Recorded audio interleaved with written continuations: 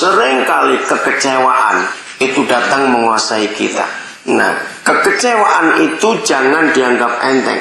Sebab dari kecewa itu, dosa-dosa yang lain itu masuk. Kecil kelihatannya rasa kecewa itu, tapi ini berbahaya sekali. Nah, coba kita renungkan. Saya percaya semua kita, termasuk saya sebagai hamba Tuhan pun, pasti pernah rasa kecewa, bukan? Begitu kecewa, kita diamkan, kita biarkan. Kecewa itu berkembang. Nah, kalau kita kecewa, pasti ada penyebabnya. Nah, saya minta contoh dari beberapa saudara. Biasanya karena apa orang itu kecewa? Ada apa sehingga dia buat dirinya kecewa? Rasa kecewa muncul. Ayo jawab, kita diskusi. Sakit hati, betul. Tapi kita kenapa? Rasa tidak puas, betul. Apalagi sakit hati, rasa tidak puas. Kelihatannya kecil kecewa itu. Nah, keinginan yang tidak terpenuhi. Oke, kita bahas 3 ini. Sakit hati, rasa apa tadi Pak? Tidak puas, dan keinginan tidak tercapai. Nah, kenapa ada itu? Atau siapa yang membuatnya?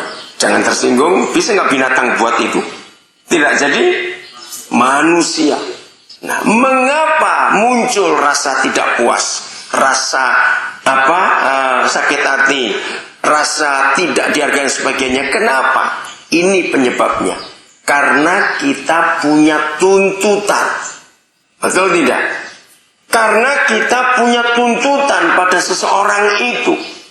Nah, jadi masalah kecewa itu pada tuntutan ini, harapan ini pada seseorang. Karena dia tidak bisa memenuhi yang kita tuntut, yang kita harapkan, yang kita inginkan, lalu kita kecewa pada orang itu. Nah, kalau kita renungkan baik-baik, kita rugi kalau kita kecewa. Lebih-lebih kalau orang itu pernah janji. Misalnya kita nggak minta apa-apa, tiba-tiba dia yang janji. Kita kecewa bukan? Ternyata dia tidak menepati. Nah saudara, banyak hal terjadi. Dalam hubungan suami istri juga begitu. Hubungan dengan teman juga begitu. Ada yang kecewa. Kenapa bisa kecewa? Karena punya tuntutan dalam hidup ini. Nah sekarang kita belajar. Hubungan kita dengan Bapa di surga, hubungan kita dengan Tuhan Yesus, antara kita dua ini. Kalau kita melihat pihak siapa yang paling dikecewakan antara kita dengan Tuhan, kenapa kita sadar pihak Tuhan yang paling kita kecewakan? Karena kita egois. Iya, karena kita egois. Kita seringkali punya banyak tuntutan. Seharusnya Tuhan yang kecewa dengan kita. Tapi faktanya, apakah Tuhan pernah kecewa dengan kita? Walaupun kita jahat, walaupun kita kurang ajar, walaupun kita macam-macam, Tuhan pernah kecewa nggak dengan kita? Tidak. Padahal seharusnya dia kecewa tidak dengan kita. Harusnya kecewa. Nah, sekarang kembalikan. Kalau kita sadar, seharusnya Tuhan yang rugi kalau dia hubungan dengan kita. Tuhan yang sering kecewa karena kita banyak salah. Tapi kita lihat Tuhan tidak pernah kecewa dengan kita. Maka kita buat balik kepada saudara-saudara kita yang mengecewakan kita. Jangan kita menuntut dia. Nggak usah kecewa lagi. Dan berkata, Tuhan terima kasih. Kalau Tuhan saja tidak bisa kecewa dengan saya, padahal saya begitu banyak salah dan dosa, saya mau berbuat itu untuk saudara saya atau teman saya. Bisa berkata amin bersama-sama? Sehingga tidak ada kekecewaan. Kekecewaan yang disimpan, kekecewaan yang dibiarkan, dia itu berkembang. Dia berkembang. Siapa pernah lihat ada satu bahan untuk membuat kue, bahan adonan itu dari yang kecil jadi bisa berkembang? Pernah lihat bahan itu? Namanya apa itu? Permifan, betul, dan banyak lagi yang lain. Tidak kelihatan. Seringkali cuma sama bubuknya juga, ya. Tapi begitu dia ditaruh, itu berkembangnya luar biasa. Nah, itulah gambaran kekecewaan.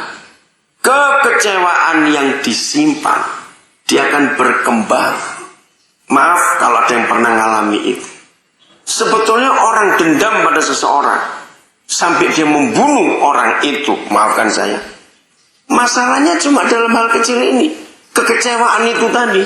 Karena dia biarkan 1 jam kekecewaan kita biarkan berkembang dalam diri kita, maka hidup kita jadi jahat. Kira-kira ya atau tidak?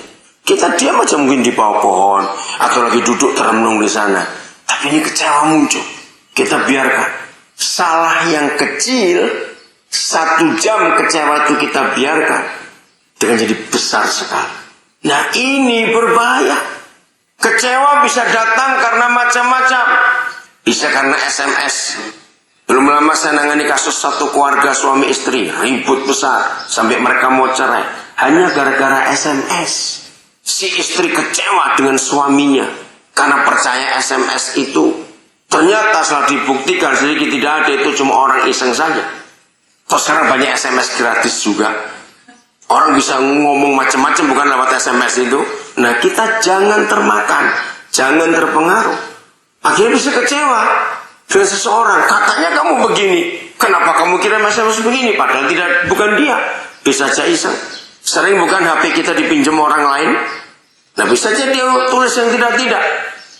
Dikira kita. Nah maka itu belajarlah, jangan membiarkan kecewa tinggal dalam hati. 1 jam saja kecewa kita biarkan, wah dia berkembang. Bisa bayangkan kalau 1 minggu kita terus kecewa, jadi apa itu? 1 bulan, wah lebih dari bom yang besar itu meledaknya. Nah di situ setan seringkali bekerja dalam hidup kita karena rasa kecewa itu. Kalau hidup ini tidak ada tuntutan apa-apa, maka kekecewaan tidak akan ada dalam hidup kita. Mari kita lihat Filipi pasal yang kedua. Kita Filipi pasal yang kedua. Kita belajar dari firman ini supaya hati kita tetap bersih, tetap jernih, tidak gampang dikecewakan. Mulai ayat 1, Filipi 2, mulai ayat 1 sampai ayat yang keempat.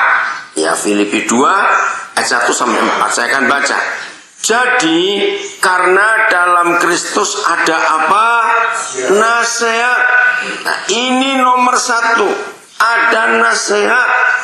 Saya mau tanya dulu kepada saudara. Bagaimana bentuk, bukan bentuk ya. Bagaimana nasihat itu bisa berfungsi atau bisa berguna buat orang lain? Kalau kita ngapain pada orang itu? Nasihat. Bagaimana nasihat itu berfungsi? Kalau apa?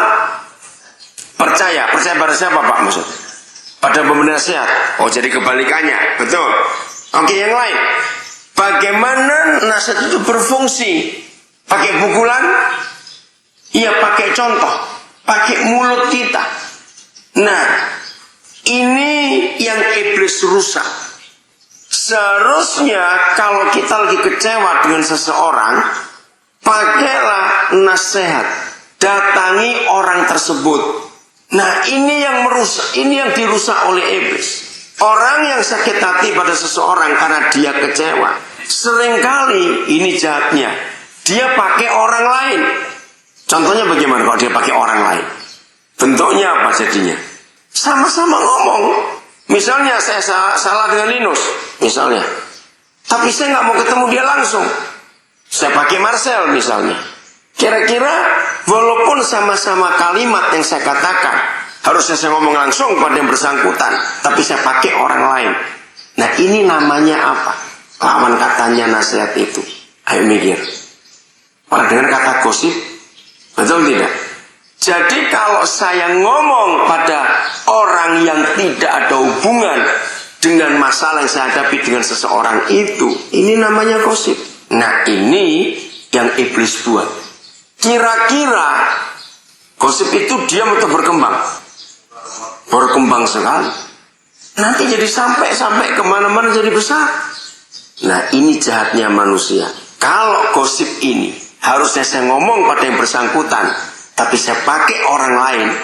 Begitu saya tahu ini berkembang, saya puas. Kenapa saya puas? Iya, karena banyak orang jadi tahu kasus itu. Saya puas. Nah, lihat ini. Linusnya jadi marah tidak? Jadi marah. Karena kalau itu meluas, Nah, itu jahatnya mulut kita.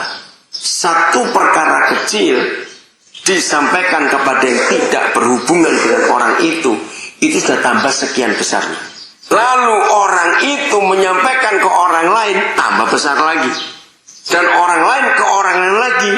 Bayangkan kalau sudah 10 orang, berarti perkara kecil jadi 10 kali besarnya. Maka itu saya puas. Karena saya bisa menjatuhkan orang itu tidak pakai mulut saya. Dan ini jahat. Pernah nggak kita ngalami seperti itu? Aja, pernah tidak kita ngalami seperti itu? Sering. Maka itu setan itu kurang ajar di sini. Jadi untuk menghindarkan kejahatan yang iblis buat, kalau kita kecewa dengan seseorang, pakailah nasihat. Nasihat itu harus langsung kepada yang bersangkutan. Tidak boleh pakai orang lain. Setuju? Kalau kita pakai orang lain itu jadi jahat. Maka itu mengapa Tuhan menuliskan ini kepada kita? Harus ada nasihat nomor 1. Bukan gosip. Karena unsur kalau kita menceritakan tentang masalah kita pada orang lain yang tidak ada hubungannya, maka pasti kita tambahi kejadian itu. Nah, ini setan. Masih ingat Tuhan Yesus berkata dalam Injil Matius, kalau iya katakan ya, kalau tidak katakan tidak. Lebih daripada ya dan tidak itu berasal dari si setan. Jadi setan itu bekerja bukan di kuburan, setan bekerja bukan di pohon yang ada setannya. Banyak orang masih percaya begitu. Setan itu bekerja lewat mulut kita. Kalau kita berkata lebih dan kurang dari itu, ingat itu baik-baik. Rusak hubungan seringkali terjadi karena kita gosip, tidak menasehati orang. Terus begini, kalau saya tidak mampu bertemu yang bersangkutan, maka saya harus diam. Cuma boleh cerita kepada Tuhan saja. Diam, berdoa. Tuhan, saya kecewa dengan saudara saya itu. Saya kecewa. Laporkan kepada Tuhan. Kira-kira, maaf ini jangan tersinggung. Kalau kita lapor kepada Tuhan, Tuhan bisa bocor mulutnya tidak? Tidak. Kalau kita cerita ke orang lain seringkali bocor. Dan itu jadi masalah lebih besar lagi. Ceritakan kepada Tuhan. Minta Tuhan kesanggupan. Supaya kita bisa bertemu dengan yang bersangkutan. Kalau kita ngomong. Nah, kalau itu yang kita kerjakan, maka iblis tidak bisa ikut campur. Jadi iblis ikut campur dalam masalah kecil jadi besar. Karena kita mulut bocor ini. Harus yang ngomong pada yang bersangkutan, tapi kita ngomong ke orang lain. Ini yang harus kita jaga baik-baik. Ada istilah dalam hidup manusia. Dan saya setuju, saya tidak tahu siapa yang menemukan istilah itu. Manusia itu begini. Yang namanya manusia, kalau dititipin uang seringkali kurang. Kalau dititipin omongan pasti lebih. Kira-kira ya atau tidak? Nah, itulah manusia. Maka itu jangan kita salah ngomong. Itu jahat sekali. Jadi ngomong kepada Tuhan, bicara kepada Bapa di surga. Apa yang kita rasakan dalam kekecewaan itu. Yang berikut, jadi harus ada nasihat. Yang kedua ada apa? Penghiburan kasih. Sudahlah, bagaimanapun salahnya kejahatan saudara kita itu terhadap kita, lakukan penghiburan kasih ini. Kesalahanku kepada Tuhan jauh lebih besar. Kira-kira ya atau tidak? Sejahat apa saudara kita itu melakukannya kepada kita, sebesar apa salah dia terhadap kita, salah kita terhadap Bapa di surga jauh lebih besar. Ya atau tidak? Nah, kalau kita tahu itu, ya sudah, ampuni. Kalau ada orang bersalah kepada kita, karena salah kita kepada Tuhan jauh lebih besar, dan Dia mengampuni. Harusnya seperti itu. Nah, itu namanya penghiburan kasih. Ya sudah, aku ampuni kamu. Ayo kita saling menghibur sekarang. Kita saling mengasihi. Jadi nomor 1 ada nasihat. 2 saling menghibur, saling mengasihi. damai, selesai, tidak ada masalah lagi dalam hidup. Betul saudara? Akhirnya kita nggak rugi. Kekecewaan yang kita simpan, timbul kemarahan, kecil maupun besar. Yang disebut kemarahan itu pasti merugikan. Yang rugi berapa banyak? 1 orang atau 2 orang? Banyak orang. Karena itu kan menyebar. Nah, itu cara kerja iblis. Selalu buat kekacauan. Nomor 3, ada apa lagi? Persekutuan roh. Artinya kalau kita sama-sama anak Tuhan, roh kita akan sama. Di dalam semua orang yang percaya kepada Tuhan Yesus, ada Roh Kudus atau tidak? Ada. Dan Roh Kudus itu satu. Jadi kalau ada masalah di antara kita, nomor 3, ingat, roh kita ini sama. Untuk apa kita ribut? Roh dari Bapa yang satu itu. Berarti kita bersaudara, bukan orang lain. Untuk apa kita jadi musuh? Untuk apa kita perpanjang masalah itu? Rugi semua. Yang paling rugi jelas Bapa di surga. Kita hancurkan hubungan ini karena kita kecewa, kita jadi marah, kita jadi dendam. Maka itu rugi. Yang keempat ada apa? Kasih mesra. Jadi gak ada musuhan lagi, tidak ada sakit hati lagi, tidak ada kecewa lagi, ada kasih mesra. Yang kelima ada apa? Belas kasihan. Nah, yang terakhir ini luar biasa. Orang lagi dendam, lagi marah, lagi emosi. Kalau muncul belas kasihan dalam hati orang itu, kemarahannya hilang atau tidak? Hilang. Lihatlah saudara kita seperti Tuhan Yesus lihat kita. Sejahat-jahatnya kita, sedosa-dosanya kita sebagai manusia ini. Waktu Tuhan Yesus melihat kita, dia melihat kita dengan belas kasihan. Kalau Tuhan Yesus tidak melihat kita dengan belas kasihan, dia bisa apa kepada kita? Apa? Kebalikannya belas kasihan itu apa? Iya, dosa, tapi gimana bentuknya? Apa kebalik belas kasihan?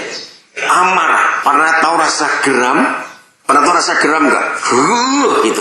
Nah, itu yang muncul. Seharusnya melihat semua kejahatan kita, Tuhan sudah geram kepada kita. Kira-kira ya atau tidak? Semua kesalahan, semua dosa yang kita buat, betapa geramnya Tuhan melihat kita.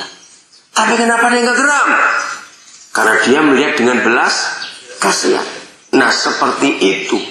Sesalah apapun saudara kita itu, lihat yang terakhir, lihat dia pakai belas kasih, maka kemarahan akan hilang. Jadi kekecewaan akan selesai dengan 5 langkah ini. 1 apa tadi? Nasihat. 2 apa? Penghiburan kasih. 3 apa? Persekutuan roh. Roh kita sama. Nomor 4 apa tadi? Kasih mesra. Nggak sakit hati lagi. Yang kelima, belas kasihan.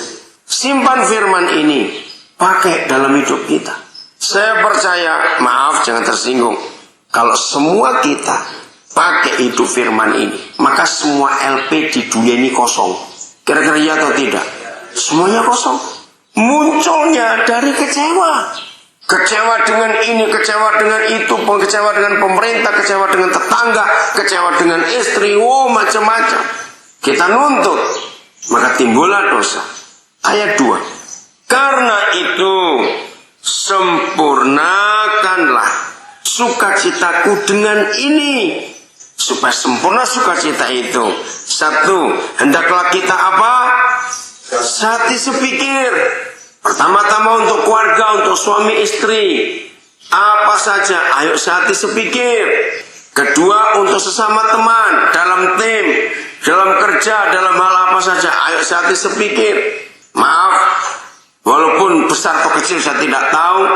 Saya percaya seringkali terjadi ketidaksehatian dalam kita.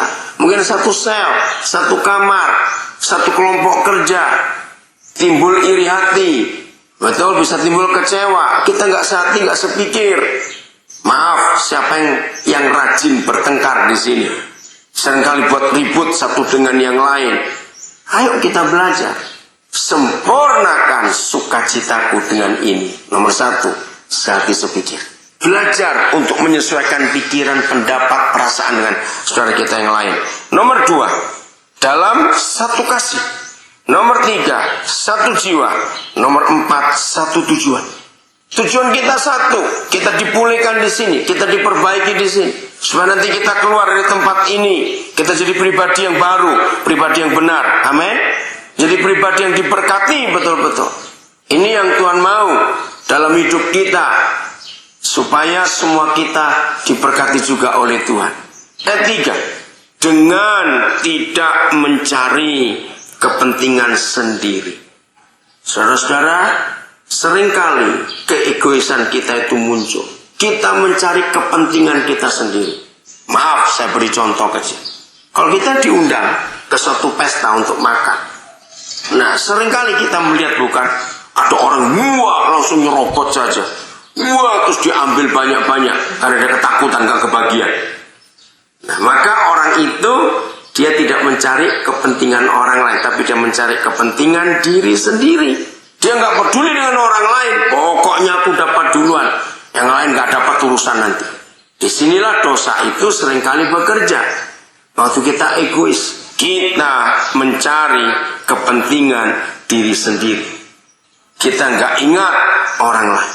Setan dan dosa seringkali bekerja kalau mereka tahu dalam hidup kita ada keegoisan.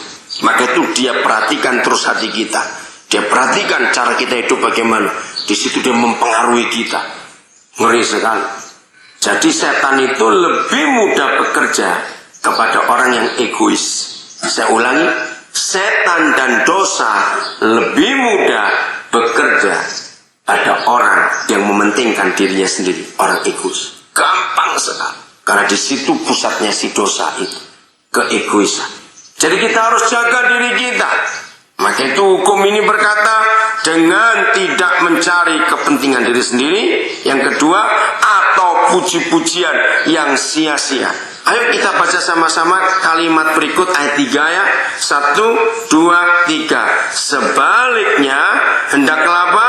Dengan rendah hati yang seorang menganggap bagaimana yang lain lebih utama daripada dirinya sendiri. Coba. Kalau seluruh dunia pakai ayat ini, antar pemerintah, antar bangsa, ada perang nggak di dunia? Tidak. Kenapa ada perang? Ya karena masing-masing mau ngotot kepada kepentingan diri sendiri, menganggap dirinya lebih hebat dari yang lain. Maka itu terjadi kekacauan, terjadi pertengkaran yang luar biasa. Beri tanda Filipi 2. Saya minta salah seorang membaca Yakobus 3 ayat 16. Kita harus jaga-jaga untuk itu. Tolong dibaca Yakobus 3 ayat 16. Ya sudah dapat silakan. Ya. Yakobus 3 ayat 16. Ya. Sebab dimana dari hati dan kepentingan diri sendiri. Itu ada kekacauan dan segala macam kekuatan jahat. Woi, ngeri sekali. Sumbernya cuma 2. Di mana ada iri hati dan mementingkan atau kepentingan diri sendiri, egois. Saya ulangi, di mana ada iri hati, timbul kecewa tadi itu, dan mementingkan diri sendiri, di situ pasti ada apa dan apa? Satu, ada kekacauan. Kedua, ada apa? Segala macam perbuatan jahat. Jadi saya ulangi lagi, setan itu tidak di kuburan. Setan ada di mana? Di hati orang iri hati dan egois. Di mana ada orang iri hati dan egois, di situ setan datang. Ngeri sekali. Pasti ada kekacauan dan segala macam perbuatan jahat. Ini terjadi di negara-negara, dalam kelompok-kelompok masyarakat, dalam keluarga, dalam perusahaan, dalam gereja. Jadi setelah kita tahu firman ini, pokoknya kalau ada macam-macam kekacauan, ada macam-macam perbuatan jahat, pasti ada yang iri hati dan egois di situ. Mungkin di sel juga begitu, di kamar-kamar kita begitu. Begitu ada orang iri hati, orang egois, ribut di situ. Jadi hari ini kita sudah mendengar firman ini, kita jaga hidup kita baik-baik. Amin. Jangan biarkan dosa berkembang dalam hidup kita. Biar kita hidup dalam kebenaran ini yang sungguh-sungguh mentaati hukum-hukum Tuhan. Ayat 4. Masih Filipi 2. Kita kembali Filipi 2 ayat yang keempat. Dan janganlah tiap-tiap orang hanya memperhatikan kepentingannya sendiri, tetapi kepentingan siapa? Orang lain juga. Ya, jadi saya ulangi, tiap-tiap orang jangan hanya ngurus kepentingannya sendiri, belajar urus kepentingan orang lain juga. Inilah hukum yang luar biasa, saudara. Kalau kita menggunakan hukum ini, sungguh hidup itu sangat diberkati. Katakan amin. Penuh dengan sejahtera, penuh dengan sukacita, nggak ada kemarahan, nggak ada sakit hati, jengkel, kecewa, tidak ada. Tidurnya pun nyenyak, makannya pun enak, karena hati dan pikiran kita yang melakukan firman Tuhan ini penuh dengan damai sejahtera dan sukacita. Biar orang mau buat apa saja, silakan. Mau difitnah, mau memfitnah kita, menjelek-jelekan kita, atau apa saja. Tenang, tetap itu tadi urutannya. Ada nasihat, ada penghiburan kasih, ada persekutuan roh, ada kasih mesra, ada belas kasihan. Kalau semuanya itu ada, aman dunia ini. Nah, yang sakit hati setan sekarang. Setan sakit hati betul. Sakit hati kepada siapa setan? Kepada kita. Nah, kita harus balas dendam, bukan? Yang selama ini sering dia buat kita sakit hati. Ayo sekali-kali buat dia sakit hati juga. Amin. Bisa membuat setan sakit hati? Bisa. Dengan melakukan firman Tuhan, setan itu sakit hati betul-betul. Saudara, satu hari saya baca satu buku. Ada seorang hamba Tuhan namanya Alder Linden. Ya, saya sering ketemu dia waktu dia sudah meninggal. Satu hari dia kirim buku kepada saya, itu tulisan dia. Dia seringkali diganggu iblis. Dia kalau diganggu iblis langsung dia lawan. Dihadapi setan itu. Dia katakan dalam nama Yesus engkau pergi. Nah, rupanya dia capek juga. Karena dia pikir, kenapa setan ini datang-datang terus? Sudah kulawan dalam nama Yesus. Dia sudah baca Alkitab, sudah berdoa. Kenapa enggak pergi? Ternyata dia salah. Salahnya di mana? Roh Kudus mengajar dia. Habis dia panggil Linden, Tuhan panggil Linden, kamu ngurusin dia terus. Setan itu kalau diurusi dia besar kepala. Berarti dia dianggap dia ada. Jadi gimana Tuhan caranya? Lain kali kalau dia datang kamu cuek saja, kamu diamkan saja. Masa begitu? Dia tidak ngerti teori itu. Akhirnya betul dia praktekkan. Suatu malam dia itu lagi baca buku. Tiba-tiba dia lihat setan itu datang. Wah, mengejek dia, mengganggu dia untuk emosi. Cuma dia lirik, dia tetap baca. Setan pindah posisi di depan dia. Setannya berulah macam-macam. Hamba Tuhan nggak nanggepin, dia baca terus. Dia pindah ke samping kirinya dengan cara yang macam-macam. Tidak dianggap, dicuekin saja. Setan itu pindah ke belakang. Dia tahu itu, dicuekin juga. Nah, di situ dia tulis. Akhirnya saya melihat dia seperti anak kecil. Wah, setan marah-marah karena nggak dianggap. Capek dia pergi. Saya pakai cara itu juga. Maka itu kalau setan datang ganggu, dengan emosi dibangkitkan, kecewa, kemarahan, dendam, jangan dianggap, cuekin saja. Kalau perlu kita senyum pada dia. Kalau kita senyum, setannya yang marah. Dia senyum karena kita menanggapi, kita yang marah. Ngerti nggak ini caranya? Maka itu mulai hari ini belajarlah jadi dewasa di dalam Tuhan. Jangan seperti anak kecil, tapi buatlah setan jadi seperti anak kecil. Dia marah karena kita nggak tanggapi dia. Pasti kita menang. Mau jadi pemenang mulai hari ini? Lakukan kebenaran itu. Maka hidup kita akan diberkati sungguh-sungguh. Hati ini penuh dengan damai sejahtera sukacita. Tidak ada kecewa, nggak ada kemarahan, nggak ada dendam, nggak ada iri hati, nggak ada kebencian, tidak ada. Tenang betul. Nah, akhirnya, masih ingat janji Tuhan? Kalau kita hidup seperti itu bahagia tidak? Bahagia sekali. Dan ingat janji Tuhan, hati yang gembira adalah obat yang manjur. Maka kalau saudara seperti itu, malaria pun nggak akan kambuh. Oh, nggak ada yang ngamen. Nggak ada penyakit apapun karena hati kita gembira.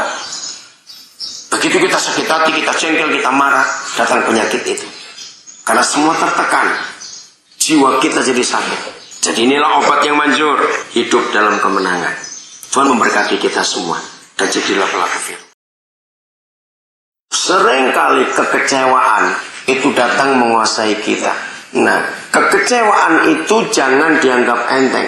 Sebab dari kecewa itu, dosa-dosa yang lain itu masuk. Kecil kelihatannya rasa kecewa itu. Tapi ini berbahaya sekali. Nah, coba kita renungkan. Saya percaya semua kita, termasuk saya sebagai hamba Tuhan pun, pasti pernah rasa kecewa, bukan? Begitu kecewa, kita diamkan, kita biarkan. Kecewa itu berkembang. Nah, kalau kita kecewa, pasti ada penyebabnya. Nah, saya minta contoh dari beberapa saudara. Biasanya karena apa orang itu kecewa? Ada apa sehingga dia buat dirinya kecewa? Rasa kecewa muncul. Ayo jawab, kita diskusi. Sakit hati, betul. Tapi kita kenapa? Rasa tidak puas, betul. Apalagi sakit hati, rasa tidak puas. Kelihatannya kecil kecewa itu. Nah, keinginan yang tidak terpenuhi. Oke, kita bahas 3 ini. Sakit hati, rasa apa tadi Pak? Tidak puas, dan keinginan tidak tercapai. Nah, kenapa ada itu? Atau siapa yang membuatnya? Jangan tersinggung, bisa nggak binatang buat itu? Tidak, jadi manusia. Nah, mengapa muncul rasa tidak puas? Rasa sakit hati, rasa tidak dihargai sebagainya. Kenapa? Ini penyebabnya.